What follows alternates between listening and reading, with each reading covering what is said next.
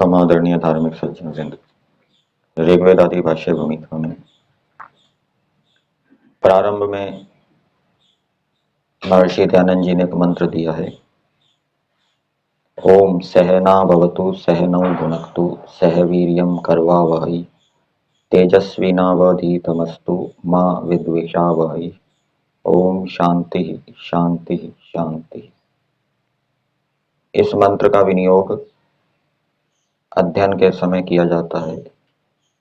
जब गुरुजी शिष्यों को पढ़ाना प्रारंभ करते हैं तो गुरु और शिष्य इस मंत्र का उच्चारण करके फिर पाठ का प्रारंभ करते हैं। ये मंत्र तैत्तिरीय आरण्यक का है, जो कि वेद का व्याख्यान ग्रंथ है। और इस मंत्र के अंदर जो बातें बताई गई है वो वेद के अनुकूल है, ईश्वर के अभिप्राय के अनुकूल है। ये मंत्र यद्यपि ऋषिकृत है, ऋषियों के द्वारा बनाया गया है, लेकिन इसमें जो बातें बताई है वो वेदों के अनुकूल है। इसका भाषार्थ देखेंगे। सह नाव भवतु, इसका अर्थ किया है हे सर्वशक्तिमान ईश्वर। मंत्र के अंदर संबोधन नहीं है, ईश्वर से प्रार्थनाएं की गई है इस मंत्र के अंदर। इसलिए जब प्रार्थना की जाती है तो पहले संबोधन भी लगाना चाहिए, जिससे कि हमें ईश्वर की समीपता का बोध रहे और ईश्वर को समीप अनुभव करते हुए फिर प्रार्थना की जाए।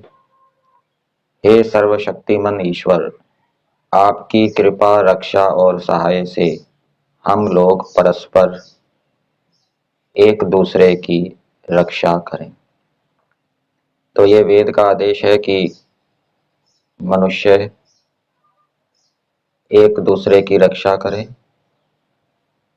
एक दूसरे को दुखों से बचाएं, रोगों से बचाएं, बुराइयों से बचाएं। ये सब मानव मात्र के लिए संदेश है। दूसरे प्राणियों की भी रक्षा करें। गौ आदि प्राणी हमारी रक्षा करते हैं तो हम भी उनकी रक्षा करें। फिर आगे दिया है सह नौ भुनक्तु, और हम सब लोग परम प्रीति से मिलके सबसे उत्तम ऐश्वर्य अर्थात चक्रवर्ती राज्य आदि सामग्री से आनंद को आपके अनुग्रह से सदा भोगे। तो ये भी वेद का संदेश है, ईश्वर की आज्ञा है कि सब मनुष्य परस्पर परम प्रीति से युक्त हो, संगठन हो, एकता हो, और उस एकता से संगठन से युक्त होकर पृथ्वी के राज्य को प्राप्त करें और पृथ्वी के राज्य को भोगें। ये वेद का आदेश है। फिर आगे दिया सह वीर्यम, हे कृपा निधे, आपके सहाय से हम लोग एक दूसरे के सामर्थ्य को पुरुषार्थ से सदा बढ़ाते रहें।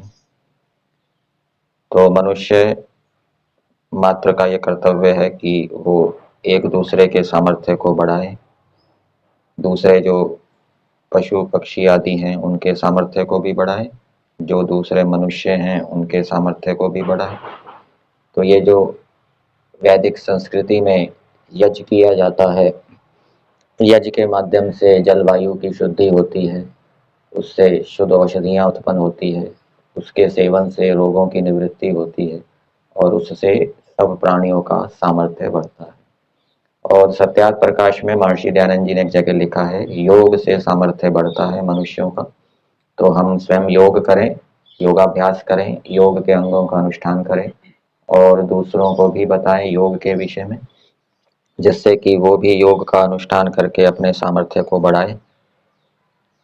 फिर आगे दिया तेजस्विना, और हे प्रकाश में सब विद्या के देने वाले परमेश्वर, आपके सामर्थ्य से ही हम लोगों का पढ़ा पढ़ाया सब संसार में प्रकाश को प्राप्त हो। तो मनुष्य इस प्रकार से विद्या को प्राप्त करें जिससे कि सब संसार के अंदर उनकी विद्या का प्रचार प्रसार हो। जो विद्या उन्होंने प्राप्त की है वो सारे संसार में उसको फैला दें। और हमारी विद्या सदा बढ़ती रहे। और ये भी वेद का आदेश है कि उन्होंने जो विद्या प्राप्त की है, चाहे भौतिक विद्या है चाहे आध्यात्मिक विद्या है, भौतिक विद्या भी अनेक क्षेत्रों में होती है, तो मनुष्य निरंतर अपनी विद्या को बढ़ाते रहे। आर्य समाज के नियम में भी दिया है, अविद्या का नाश और विद्या की वृद्धि करनी चाहिए। तो ये नियम भी वेद के अनुकूल है। फिर आगे दिया है, माँ विद्विषा वही, हे प्रीति के उत्पादक। परमेश्वर प्रेम को उत्पन्न करने वाला है।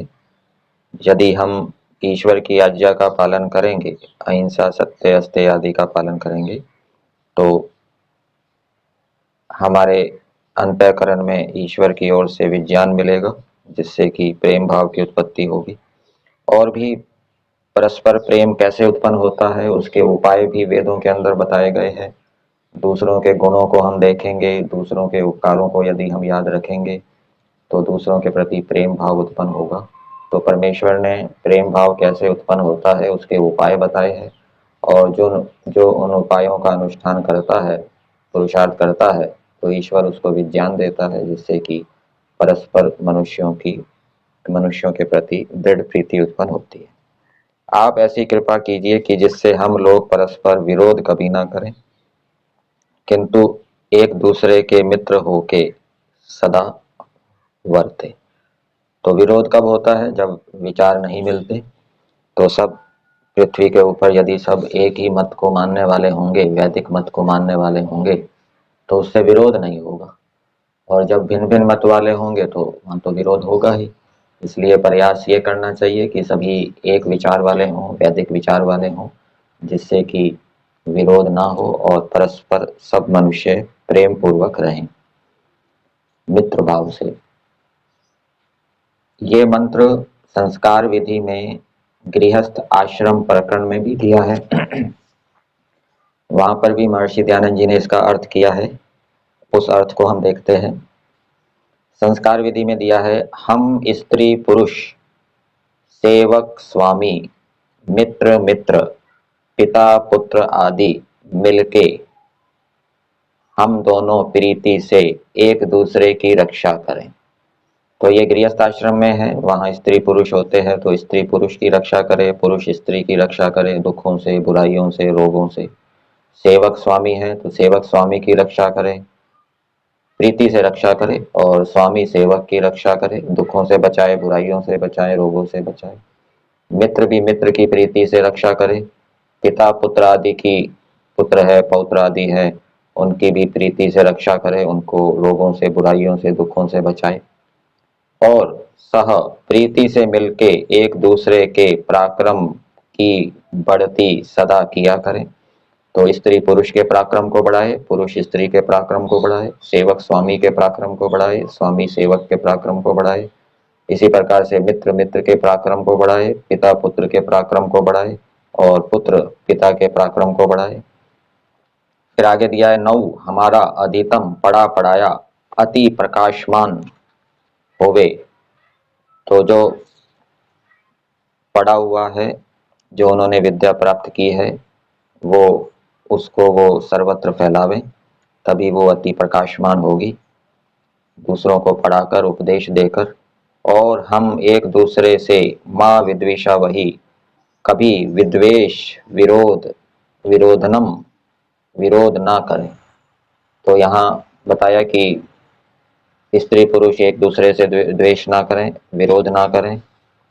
तो विरोध कब नहीं होगा? यदि स्त्री पुरुष के गुण कर्म स्वभाव मिलेंगे तो विरोध नहीं होगा, और यदि गुण कर्म स्वभाव नहीं मिलते होंगे तो विरोध होगा। महर्षि दयानंद जी ने एक जगह लिखा है, प्रतिदिन घर में महाभारत होगा। इसी प्रकार से सेवक स्वामी का विरोध ना करे, स्वामी सेवक का विरोध ना करे, मित्र मित्र का विरोध ना करे। तो दोनों के विचार एक हों, दोनों विचार यदि मिलते हैं तो विचारों को मिलाने का प्रयास करते रहें, विचार यदि मिलते नहीं है तो विचारों को मिलाने का प्रयास करें, जिससे कि विरोध कम से कम हो। फिर आगे दिया है, किंतु सदा मित्र भाव और एक दूसरे के साथ सत्य प्रेम से वर्तकर सब गृहस्थों के सद्व्यवहारों को बढ़ाते हुए सदा आनंद में बढ़ते जावें। जिस परमात्मा का यह ओम नाम है, उसकी कृपा और अपने धर्म युक्त पुरुषार्थ से हमारे शरीर, मन और आत्मा का, ये ओम शांति शांति का अर्थ कर रहे हैं, हमारे शरीर, मन और आत्मा का त्रिविध दुख जो कि अपने और दूसरे से होता है, नष्ट हो जावे और हम लोग प्रीति से एक दूसरे के साथ वर्त के धर्म, अर्थ, काम और मोक्ष की सिद्धि में सफल होके सदैव स्वयं आनंद में रहकर सबको आनंद में रखें। ओम शांति शांति का अर्थ ऋग्वेद आदि भाष्य भूमिका में भी दिया है, उसको भी देख लेते हैं। हे भगवान, आपकी करुणा से हम लोगों के तीन ताप, यहाँ पर सभी मनुष्यों के लिए लिया है, ये गृहस्थियों के लिए नहीं है, ये सभी मनुष्यों के लिए है। एक आध्यात्मिक जो कि ज्वर आदि रोगों से शरीर में पीड़ा होती है, दूसरा आदि भौतिक जो दूसरे प्राणियों से होता है, और तीसरा आदि दैविक जो कि मन और इंद्रियों के विकार, अशुद्धि और चंचलता से क्लेश होता है। इन तीनों तापों को आप शांत अर्थात निवारण कर दीजिए, जिससे हम लोग सुख से इस वेद भाष्य को यथावत बना के सब मनुष्यों का उपकार करें। तो ये तीन प्रकार के ताप या तीन प्रकार के दुख, इनको हटाया जा सकता है जीवन में रहते हुए।